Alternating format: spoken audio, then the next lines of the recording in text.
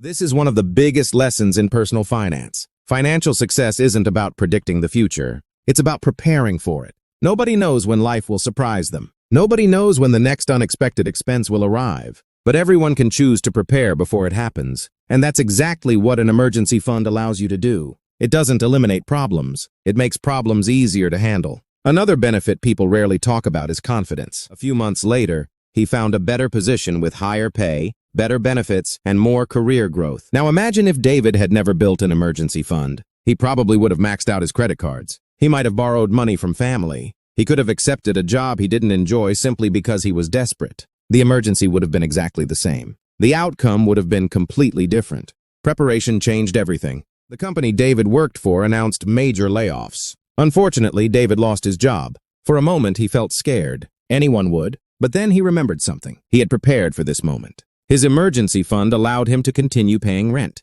It covered groceries. It paid his insurance. It kept the lights on. Most importantly, it gave him time. Instead of accepting the very first job he found out of fear, David carefully searched for the right opportunity. He simply decided that every payday, he would automatically move $100 into a separate savings account. At first, it felt slow. Some of his friends spent their extra money on new gadgets, expensive dinners, and weekend trips. David sometimes wondered if he was missing out, but he stayed consistent, month after month, year after year. Eventually, his emergency fund reached several $1,000s. Then something unexpected happened. It worked exactly as planned. Now your only job is to rebuild it. Don't try to replace everything overnight. Simply go back to your monthly saving habit. Even if you only save $50 every paycheck, your emergency fund will slowly become strong again. Remember, consistency always beats speed. Let's look at another real-life example. Meet David. David earns an average salary. He isn't a millionaire. He doesn't own a huge business. Now imagine you've actually used your emergency fund. Maybe you spent $2,000 repairing your car after an accident.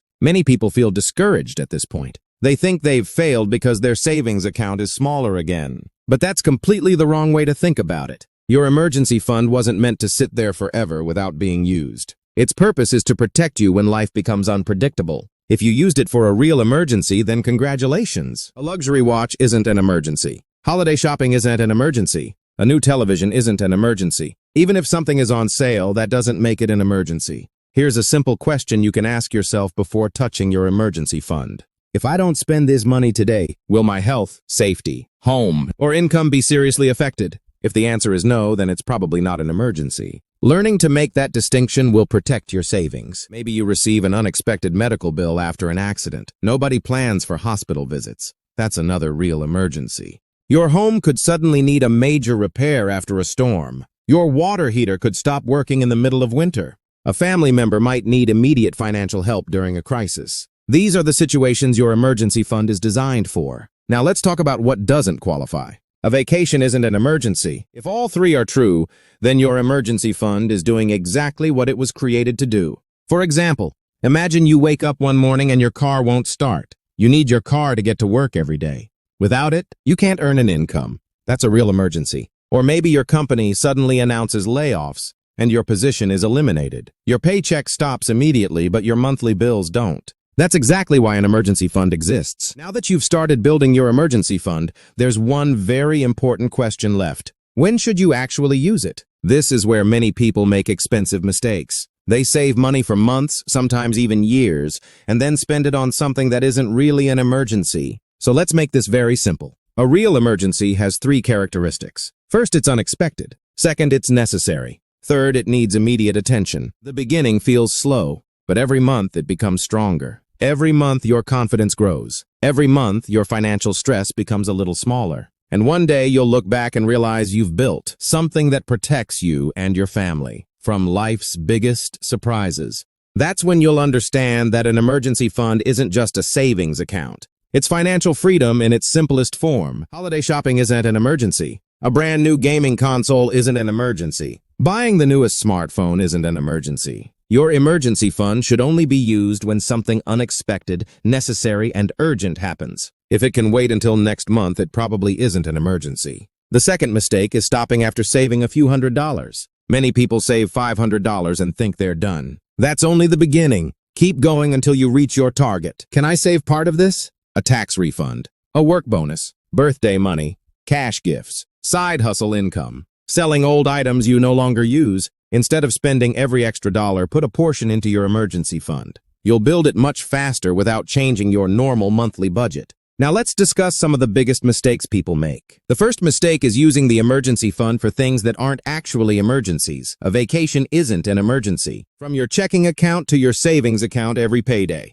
Maybe it's $25. Maybe it's $50. Maybe it's $100. The amount doesn't matter nearly as much as the habit. When saving becomes automatic, you remove emotions from the process. You don't have to remember. You don't have to rely on motivation. Your money quietly grows every single month. Now let's talk about extra income. Whenever you receive unexpected money, ask yourself one simple question. The moment your paycheck arrives, move a small amount directly into your emergency fund. Don't wait until the end of the month, because if you wait to save what's left over, there usually won't be anything left. Successful savers don't save what's left after spending. They spend what's left after saving. That small mindset shift changes everything. Another strategy that works incredibly well is automation. Set up an automatic transfer. Accessibility matters more than high returns. Now let's answer another important question. How do you actually build an emergency fund if you're already living paycheck to paycheck? The answer is much simpler than most people think. Treat your savings like a monthly bill. Every month you pay rent. Every month you pay your phone bill.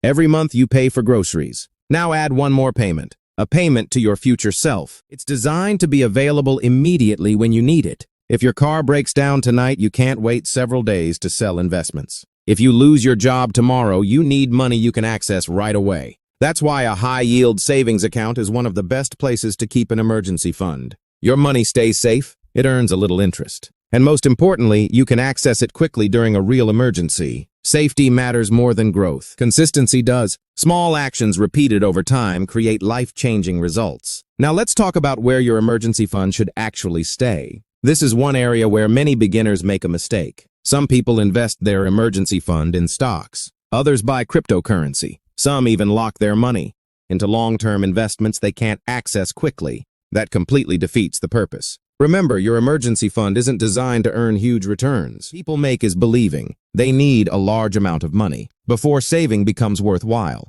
That's simply not true. Let's imagine you save just $25 every week. It doesn't sound like much. You probably spend that much on coffee snacks or small impulse purchases without even thinking about it.